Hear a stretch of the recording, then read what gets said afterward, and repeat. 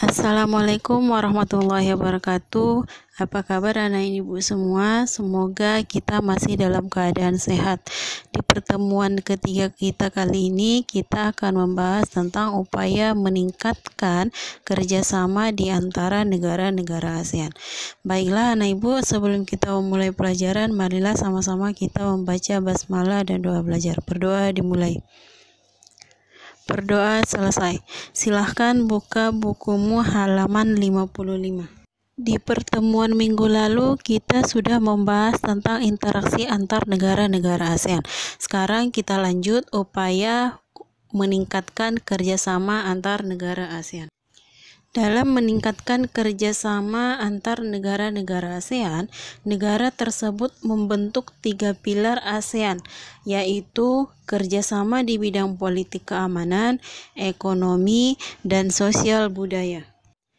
Pilar yang pertama yang akan kita bahas yaitu pilar sosial dan budaya. Dalam pilar sosial budaya, masyarakat ASEAN akan bersama-sama mengatasi berbagai tantangan di bidang kependudukan, kemiskinan, ketenagakerjaan, dan kesejahteraan masyarakat. Dalam memperkuat daya saing di kawasan ASEAN, negara-negara ASEAN berkomitmen meningkatkan kualitas sumber daya manusia dan kualitas lingkungan hidup. ASEAN membuka akses seluas-luasnya bagi seluruh penduduk di negara anggotanya dalam berbagai bidang, seperti bidang pendidikan, kebudayaan, ilmu pengetahuan, teknologi, kesehatan, serta lingkungan hidup. Selain itu, negara-negara ASEAN juga mengadakan yang namanya pertukaran budaya dan seni, seperti Festival Film ASEAN. Dalam kesepakatan bersama di bidang pariwisata ASEAN atau Tourism Agreement. Pilar yang kedua yaitu pilar politik dan keamanan. Dalam bidang politik dan keamanan, ASEAN berusaha meningkatkan kualitas pelayanan publik melalui peningkatan kemampuan pemerintah dan pelibatan masyarakat madani atau civil society dalam pengambilan keputusan. Masyarakat ASEAN lebih mengenali keberagaman budaya negara anggota, saling menghargai identitas nasional masing-masing, serta mewariskan sebuah kawasan Asia Tenggara yang aman, damai, dan makmur kepada generasi penerusnya. Istilah dalam negara-negara ASEAN yang bergerak di bidang politik keamanan yaitu ASC atau ASEAN Security Community. Yang terakhir yaitu pilar yang ketiga, pilar ekonomi. Dalam pilar ketiga ini, Indonesia masih yang tertinggi dan produk kreatif yang dihasilkan memiliki daya saing yang cukup bagus.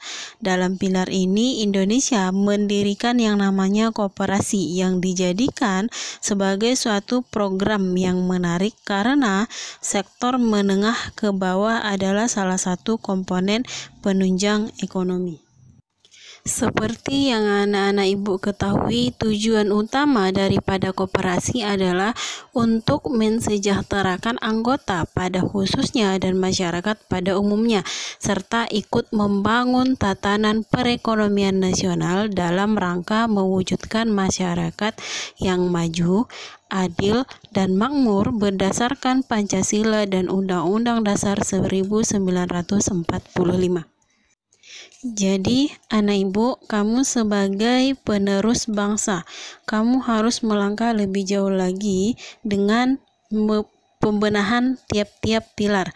Pembenahan itu meliputi pembenahan struktur politik, kekuatan penegak hukum, dan militer, penyatuan visi dan misi dan semangat kultural, pembenahan kesejahteraan sosial, dan juga penguatan ekonomi dan daya saing produk kita dengan produk negara-negara ASEAN lainnya.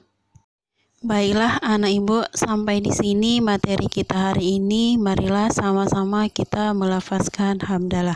Alhamdulillahirabbil alamin. Dan untuk anak ibu, jangan lupa mengulang pelajaran kita yang telah lewat. Untuk tugas kamu yang pertama, soal yang pertama. 1. Sebutkan nama organisasi ASEAN yang bergerak di bidang pendidikan. Yang kedua, sebutkan nama organisasi ASEAN yang bergerak di bidang kesehatan. Yang ketiga, sebutkan nama organisasi ASEAN yang bergerak di bidang sosial budaya. Baiklah anak ibu, itulah tugas yang akan kamu kerjakan. Tetap jaga kesehatan, tetap semangat belajar. Wabillahi taufiq wal hidayah. Assalamualaikum warahmatullahi wabarakatuh.